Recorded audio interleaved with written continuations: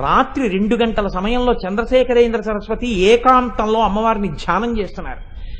ధ్యానం చేస్తుండగా మీరు నమ్మండి నమ్మపోండి, నేను అబద్ధం చెప్పాననుకుంటే కాంచీ పీఠ చరిత్ర చదవండి. అమ్మవారు వచ్చి చంద్రశేఖరేంద్ర సరస్వతి స్వామి వారి భుజం మీద చెయ్యి వేసి తట్టి పిలిచింది. చంద్రశేఖరేంద్ర సరస్వతి కళ్ళు విప్పి చూశారు. ఎదురుగుండా అమ్మవారు నిలబడి జుత్తుని ఇలా ముందుకు తీసి చూపించింది. ఓయ్ పిల్లాడా, నా గుడిని బాగు చేయించడానికి డబ్బు కోసం పాలాభిషేకం చేసి ఇంత దూరం వచ్చావు. నా జుత్తు చూడు పాలతో ఎలా అట్టలు కట్టిందో.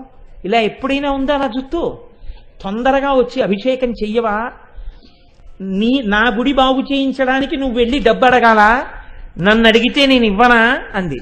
అంతే. ఆయన ధ్యానంలోంచి లేచి వెంటనే బ్రిటిష్ వాళ్ళకి కబురు చేశారు, తలుపులు తీయండి, నేను కంచె వెళ్ళిపోవాలి.